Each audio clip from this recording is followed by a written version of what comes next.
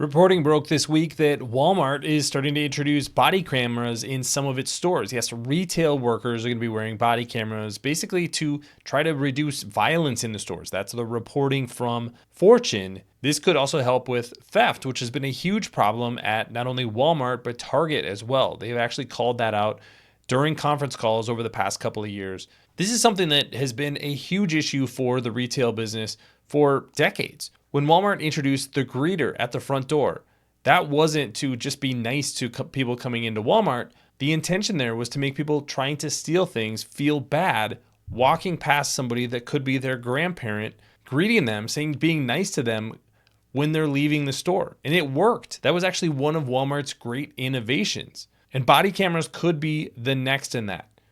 Now, the question would be, is Axon the company that's involved here? We don't know for sure yet. That's the speculation that's going around. But this is actually something that Axon has been talking about for quite a while. So I'm going to go through what's being reported and then at least how big this market could be according to Axon. My name is Travis Hoium. Thanks for watching Asymmetric Investing.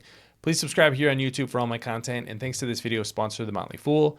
If you go to fool.com/ASYM, they'll give you their top 10 stocks to buy right now. Let's start with Fortune's report. This is the article that I was talking about earlier. Walmart is experimenting with body cameras, just like the ones used by cops, could be the ones from Axon. Axon is the very, very clear leader in law enforcement body cameras, and that's because they've seen unprecedented levels of shopper violence. So it's not just about theft, it's also about violence. So that's really the starting point, that we know there's at least one big customer potentially using this. Now, the reason I think this is so interesting is Axon has been talking for a few years now about their total addressable market. $77 billion total addressable market. This is their last earnings report, the presentation that went with their earnings report. And you can see the things on the left here are the things that they're already doing. Digital evidence management, real-time operations, Axon Air. This is the drone product, camera hardware, AR, VR, tasers, personal protection. This would be basically selling tasers to individual people. But once you get over here, this is what I think is really interesting is the enterprise business, potentially a $17 billion business, according to Axon, and civilian market, $5 billion. They have talked about this with their diversification of their business. So they have tasers and cameras today, and then they're selling software with that. So that's kind of the existing business. Emerging products, Axon Air, Axon Respond, that's basically tapping into the 911 system, training, and then new verticals as well. You could see a world where Axon is recording theft happening or recording violence happening in a store like Amazon that is fed directly to law enforcement, and you could even track somebody with Axon Air, with their drone. This is a really compelling option if you're even just trying to deter theft or violence in a retail store. And so I think that's really the way to think about this. And the business potential for Axon is really big, $17 billion. Now, we always want to take those estimates with a grain of salt. Obviously, management is going to promise the world when they're doing something like total addressable market. Companies typically don't hit what the actual total addressable market is. But when you put it in the context of Axon's business today, about $2 billion worth of revenue, if there is a multi-billion-dollar market in the enterprise, that could be huge upside for Axon. And it's a logical line extension. This is something that a worker could just wear around their neck, like a lanyard that they're probably already wearing. The business model is also built for this. This is the 10-year plus premium integrated bundles. This is what Axon's business model has really moved to, is getting these monthly subscriptions that law enforcement agencies are signing up for. Year one, you get a taser, you get a body camera, and then the body camera is replaced every couple of years. And then these other services, the yellow, you have the Axon Cloud software, comes with things like tasers, cartridges, there's a hardware warranty. Not all of this would obviously be used by something like Walmart employees, but the cloud infrastructure would be, the body camera would be. So you could say, you know what, we're going to have 30 seats of Axon for each store, and that's going to be a body camera and the cloud infrastructure. Then you layer in things like their artificial intelligence tools, which are going into reporting, but they're also going into identifying what pieces of video are actually really important to keep an eye on. Now you start to have a really compelling option in the enterprise for Axon. So is this a potential growth avenue? Absolutely, and it needs to be because the stock is priced like one of these growth avenues, whether it's the enterprise or the consumer, is really going to take off pretty soon. Thanks to our friends at The Motley Fool for sponsoring this video.